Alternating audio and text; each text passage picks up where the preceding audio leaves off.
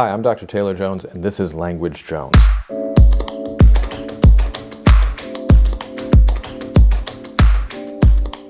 Today I want to do just a quick little language bite about Russian, and more specifically, specificity in Russian.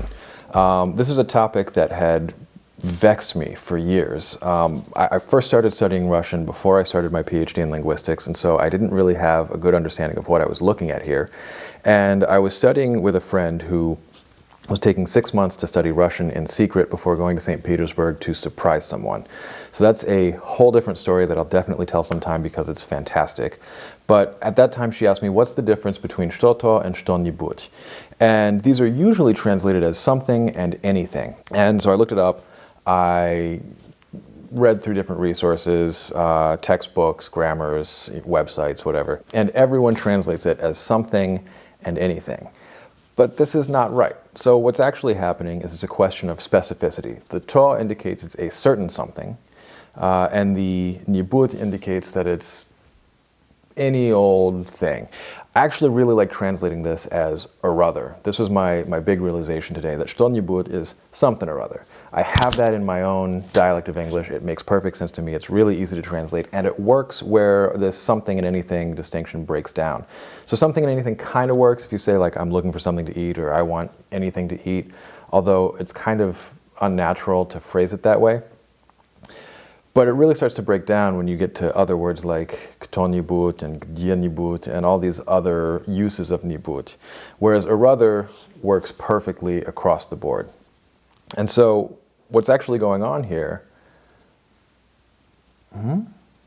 so if I say я хочу что-то есть, that means I want something specific to eat. It doesn't mean I'm telling you what that specific thing is. It may just be in my head that I know that I want a particular candy bar that I've hidden in the closet.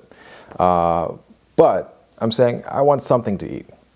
If I say я хочу что-нибудь есть, that's I want something or other to eat, but it's not a specific thing that I know of in my mind. The other thing that I find really interesting about this is that this is a phenomenon that's very, very common cross-linguistically. Other languages really care about specificity in indefinite things. So definite being the book that's on the table, and we both know which one I'm talking about. Indefinite being a book.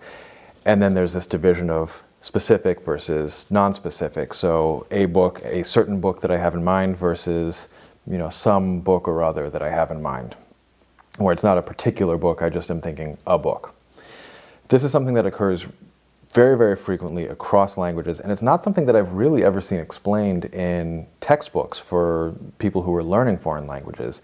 Instead, you usually get these sort of off-the-cuff, kind of made-up explanations, like it means something versus it means anything, which gets you a little bit towards actually using it, but doesn't get you the whole way there and doesn't get you really understanding what's going on.